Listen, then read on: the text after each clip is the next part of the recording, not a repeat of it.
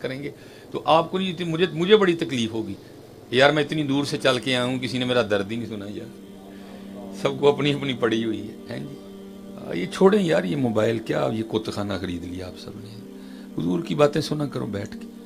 اور میں کہتا ہوں اس کو گولی مارو یار، اپنے اندر کا موبائل آن کرو جہاں سے ڈیلیٹ بھی نہیں ہوتا کچھ بھی ہے، گولی مارو یار۔ یہ کیا خدا کی قسم ہے، ہر محفل کا یہ بیڑا غرق کرتا ہے، ہر بندہ اپنے ہاتھ سے چوک کے کھلوتا تھا، گولی مارو یار اس کو، اپنے اندر والا آن کرو نا یار۔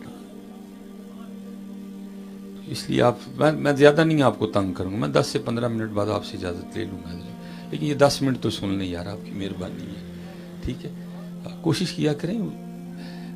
اس لیے تو حضرت جی ہم سارے خالی پھر رہے ہیں، وجہ کیا ہے بھائی، حضور کی محفل سجانا کوئی سوکھا کام نہیں ہے۔ ہاں جی حضرت جی، حضور کی محفل سجانا کوئی سوکھا کام نہیں ہے، بڑے آداب چاہیے بھائی۔ یہ محفل محبوب ہے حضرت، اس لیے کوشش کریں ادب لے کے۔ جب حضور نبی علیہ السلام کی بات ہو رہی ہو تو کوشش کریں اپنی ذرا چھوڑ دیں یار، حضور کی سنیں بھائی، ان کی باتیں ہو رہی ہیں، ان کی بات۔ اور یہ باقاعدہ روایت ہے تفاسیر میں لکھی، جس کا میں آپ کے سامنے مفہوم عرض کرتا ہوں کہ فی لوح محفوظ، جو ہو گیا لکھا ہے، جو ہو رہا ہے لکھا ہے، جو ہوگا وہ بھی لکھا ہے، ٹھیک ہے؟ اور کئی ایسے اولیاء ہیں جن کی نگاہیں لوح محفوظ پہ رہتی ہیں۔ حضرت مجدد الفسانی رحمۃ اللہ تعالی علیہ، حاضر ہوا میں شیخ مجدد کے لحد پر، وہ خاک کے ہے زیر فلک مطلع انوار، اس خاک کے ذروں سے ہیں شرمندہ ستارے، اس خاک میں پوشیدہ ہے وہ صاحب اسرار، گردن نہ جھکی جس کی جہانگیر کے آگے، بر وقت کیا اللہ نے جس کو خبردار ہے۔ یہ ہم میں بھی یہ بات رائج ہے نا، مشہور ہے کہ بھئی اس شب برات سے لے کر اگلی شب برات تک جس کا انتقال ہونا ہے اس کا نام لوح محفوظ سے کٹ جاتا ہے۔ وہ لکھا ہے کہ حضرت وہ شب برات کی معمولات سے فارغ ہو کے نا اپنے حجرے میں تھے، تو آپ کی بی بی صاحب حاضر ہوئی، بڑی مغموم، رنگ بڑا زرد۔ آپ نے پوچھا تو اتنی پریشان کیوں ہے، تیرا رنگ کیوں زرد ہے؟ وہ کرتی ہیں میں نے سنا ہے کہ اس شب برات سے لے کر اگلی شب برات تک جس کا انتقال ہونا ہے اس کا نام لوح محفوظ سے کٹ گیا، تو میں اس لیے پریشان ہوں، پتہ نہیں میرا نام لکھا ہے یا کٹ گیا ہے۔ تو آپ مسکرا کر فرمانے لگے بھی تجھے پتہ ہی نہیں نام لکھا ہے یا کٹ گیا، تیرا یہ حال ہے، ذرا اسے بھی تو دیکھ جسے اپنا نام کٹا دکھائی بھی دے رہے ہیں۔ بڑی شان ہے یار حضور نبی علیہ السلام کی امت کی، ہم نے تو خود ہی اپنی قدر گوا دی ہے، اسی لگ گئی ہیں تصویراں پیچھے، تو میریاں کھچ میں تیریاں کھچنا، پتہ نہیں کیا امت کو بیماری لگ گئی ہے، اور کم ہی کو۔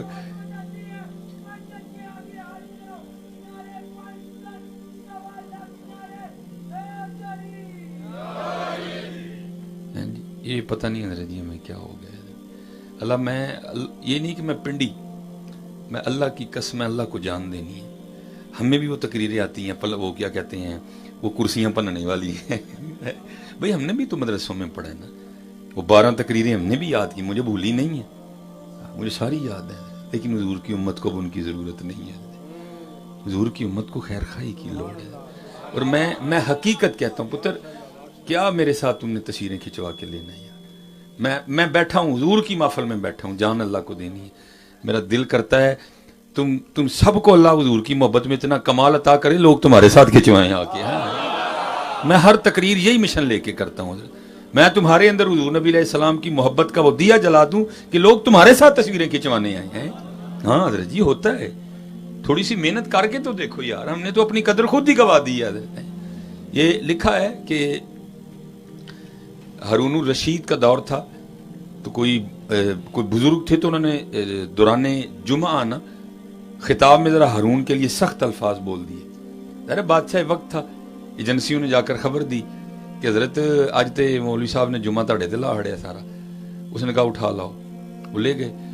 اس نے حضرت کو نے ایک ایسے ڈبے میں بند کر دیا جس میں بندہ حرکت بھی نہیں کر سکتا تھا، صرف کھڑا ہی رہنا ہے، ٹھیک ہے جی۔ اس نے کہا ایک نہیں تو 1.5 نہیں تو 2 دن میں ڈبے میں کھڑا کھڑا بابا آر پار ہو جائے گا۔ لیکن امام یافعی لکھتے ہیں جب اگلی صبح ہوئی نا تو ایک سپاہی نے آ کر خبر دی حضرت جس بابا جی کو کل آپ نے ڈبے میں بند نہیں کروایا تھا وہ تو بر باغ میں گھوم رہے ہیں. وہ بڑا حیران ہوا یہ کس طرح ہو گیا. پھر دل میں خیال ہے ظاہر ہے میری سپاہ میں کوئی نہ کوئی تو حضرت کا مرید ہو گئی نا, تو کسی نے نکال دیا ہوگا. وہ سپاہی کو کہتا جاؤ بابا جی کو لے کے آؤ. وہ چلا گیا بابا جی کو دربار میں بلا کے لے. اب جو ہارون اور حضرت کے درمیان گفتگو امام یافعی نے اس کو لکھا. ہارون پہلا سوال ان کو یہ کرتا ہے آپ کو ڈبے سے کس نے نکالا؟ تو آپ آگے سے فرمانے لگے جو مجھے باغ میں لے کے گیا. وہ پھر پوچھتا ہے آپ کو باغ میں کون لے کے گیا؟ آپ نے فرمایا جس نے مجھے ڈبے سے نکالا. رہتا وہ آیا تو وہ بھی ہارون الرشید تھا نا, سمجھ وہ بھی گیا. تو امام یافعی نے لکھا ہے وہ سر پہ ہاتھ رکھ کے نہ کہتا ہے وہ یہ کتنی عجیب بات ہے. تو اب آگے سے فرمانے لگے ہارون یہ بتا تیرے اور میرے رب کی کون سی بات عجیب نہیں ہے. وہ لکھا ہے اس نے اپنے وزیر کو بلایا, کہتا ہے جو میرا شاہی گھوڑا ہے نا جس پہ میرے علاوہ اور کوئی نہیں بیٹھ سکتا, ان کو اس گھوڑے پہ بٹھاؤ اور پورے بغداد کا چکر لگاؤ, اور ساتھ ایک بندہ پیچھے یہ اعلان کرتا جائے یہ وہ ہے جس کو ہارون نے ذلیل کرنا چاہا اور اس کی اللہ نے اس کو عزت دی. ہارون کو اس کی عزت کرنی پڑ گئی. تصویروں سے کیا ہوتا ہے یار, نکلو ان کام سے. اتنی محنت آپ تصویروں پہ کر رہے ہو نا, اس سے یاد اللہ اور اللہ کے رسول کو راضی کرنے میں لگو, سارا پنڈی آپ کا ہے. ہاں جی ہاں یار کچھ بھی نہیں ہوگا پتر, نکلو ان باتوں سے, چھوڑ دو یار ان کاموں کو, کوئی فائدہ نہیں ہے اس کا یار. یہ نکلو ان کاموں سے. ہاں حضرت حضور کو یاد کرو, نکلو ان, یہ کچھ بھی نہیں ہے حضرت. یہ کچھ جو تیرے در سے یار پھرتے ہیں در بدر یوں ہی خار پھرتے ہیں, کچھ بھی نہیں, اس سے کچھ بھی نہیں ہونا. نکل آؤ ان کاموں سے, نکلو ان کاموں سے, نکلو. خودی کو کر بلند اتنا کہ ہر تقدیر سے پہلے خدا بندے سے خود پوچھے بتا تیری رضا کیا ہے. محنت کرو یار, محنت تو کرو. یہ امام جزری رحمۃ اللہ تعالی علیہ آپ فرماتے ہیں میں زور کی نماز پڑھا رہا تھا, جب نماز سے سلام پھیرا نا تو دیکھا تو کونے میں ایک شہباز بیٹھا تھا. یہ والا شہباز نہیں حضرت جو ایک درخت سے اڑ کے دوسرے درخت, نہیں, وہ حضور کا شہباز ہے. تو شاہین ہے بسیرا کر پہاڑوں کی چٹانوں پر ہے. وہ آپ فرماتے ہیں میں نے دیکھا, کہتے ہیں عصر کے لیے آیا تو وہاں بیٹھا تھا مسجد میں, کہتے ہیں مغرب کے لیے آیا تو مسجد میں ہی تھا, عشاء کے لیے آیا تو پھر مسجد میں تھا. آپ فرماتے ہیں میں نے کہا دوپہر کا آیا بیٹھا, ظاہر بھوک تو لگی ہوگی, تو آج میں نے بادشاہ کے گھر محفل میلاد پہ جانا ہے, چلو اس کو بھی لے جاتا ہوں, وہاں سے یہ بھی لنگر کھا لے گا. لیکن اس کو تو پتہ ہی نہیں تھا, تھوکتے نہیں وہ تختے سکندری پر, بستر لگا ہو آقا جن کا تیری گلی میں ہے. ان کو کیا لگے حضرت جی لنگر سے, ان کو کیا لگے, ہم تو لنگر میں پھنس گئے ہیں حضرت جی. ہمارے بزرگ تو لنگر سے اوپر جا کے کہنے لگے اے نا علمہ وچ نا پا ملا کوئی یار دی گل سنا ملا ہے. ہم تو لنگر میں پھنسے ہوئے ہیں ابھی تک حضرت جی. وہ تو وہاں تک گئے حضرت جی, وہ تو وہاں تک گئے, پتہ نہیں کیا ہو گیا حضرت جی, کہاں گئیں وہ. نہ وہ عشق میں رہیں گرمیاں, نہ وہ حسن میں رہیں شوقیاں, نہ وہ غزنوی میں تڑپ رہی, نہ وہ خم ہے زلف ایاز میں. ہم تو پھنس گئے حضرت جی. وہ کہاں گیا رنگ حضرت جی, لاؤ یار واپس اس رنگ کو, لاؤ وہ رنگ واپس. کہاں پھنس گئے ہیں ہم سارے کے سارے. حضور نبی علیہ السلام وہ جنت جو آپ کے نور سے بنی ہے اس کا مشاہدہ فرمانے کے لیے گئے حضرت. جنتی حوروں کی سردار حاضر خدمت ہوئی جنتی حوروں کے جرمٹ میں, آ کے عرض کرتی ہے محبوب آپ رحمت للعالمین ہیں, اپنی رحمت میں سے کچھ مجھے بھی عنایت فرمائے. فرمایا جا تجھے بلال دے دیا, جا تجھے بلال دے دیا. جنتی حوروں کی سردار تھی نا, ادب عرض کرتی ہے محبوب ایک عرضی ہے اگر قبول فرمائیں تو, اتنے اتنے سونے صحابی ہیں, ابو بکر ہیں, عمر ہیں, علی ہیں, عثمان ہیں, طلحہ ہیں, زبیر ہیں, سعد بن ابی وقاص ہیں, میرے لیے بلال ہی رہ گئے. آپ نے فرمایا اتنا بھی نہ مان کر, میں نے تو ابھی اپنے بلال سے پوچھا ہی نہیں تجھے بھی کوئی اور چاہیے کہ نہیں چاہیے.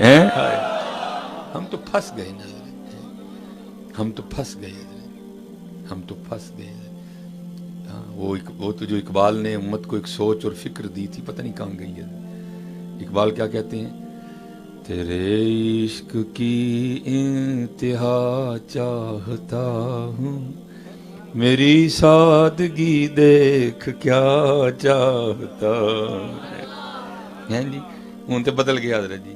اب تو میں گڈی چاہتا ہوں، اب تو میں کوٹھی چاہتا. اوہ اللہ کے بندے، یہ تیرے مقدر میں لکھ دیا مالک نے، کیوں رون ڈے ہیں دل؟ لکھ چھڑے ہیں مالک نے فی لوح محفوظ. ادھر آ یار.